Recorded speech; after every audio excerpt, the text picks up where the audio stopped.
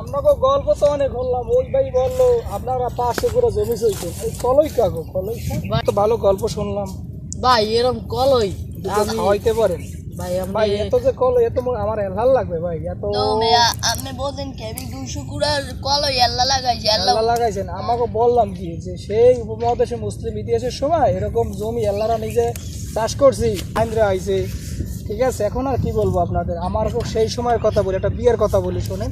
আমি এই যে 1100 সালে একজন একটা আমার খালাতো বোনের বিয়ে গেছিলাম, যাওয়ার পরে ওইখানে 18টা মহিষ বইতেছে আর 40টার মতো ঘোড়া। ঘোড়ার গোস্ত তো কেউ খায় না, ওরা ফালাই দিয়েছে নদীতে, পরে ঘোড়ার বদলে আছে পরবর্তীতে গরু। এই গোস্ত জবই দেওয়ার পরে সমস্ত গোস্ত কয়েক হাজার মানুষ খাওয়াই দেওয়ানো হয়েছে, হ্যাঁ হয়নি, পরবর্তীতে আরও 500 গরু এনে জবই দিয়েছে। হ্যাঁ, এই সব জবই কিন্তু আমি আল্লাহ দিয়েছি, আর সব গরুর কলজে কিন্তু আমি এই খাওয়া বলা, বুঝতে পারছেন? আপনারা চাপা মারে না, আপনাকে যে দুইজনের কথা, আপনাকে বয়সের কথা, আপনার 500 বছর আছে, 300 বছর, আর আমার 1500 বছর হয়ে গেছে। 100 বউ খাওয়াইছে। বিয়ে করছেন কটা ভাই? বিয়েই করছি 100টা। 100টা। আর আমাকে দাদার সময় আমি বিয়ে করছি 1000 বিয়া।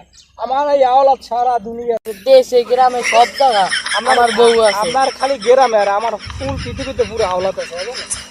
আপনি খালি চাপা মারেন না, আপনার বিশ্বাস করলেন না, ঠিক আছে, আপনারা আমাকে কিন্তু প্রুফ করে দেয়া হবে, বুঝলেন? ভাই খালি চাপা মারেন না, আপনার পুরো দেশের ভিতরে ওনেন ভাই, আপনি আইয়ে যে চাপাগুলো মারতে আসেন, ও চাপা হয় না। হ্যাঁ, আপনি উল্টা পুল্টা কথা কন। আপনারা দুইজনে ঝগড়া করছেন, দেখলাম যে 100 তো বছর ভাই আপনি উল্টা ভাই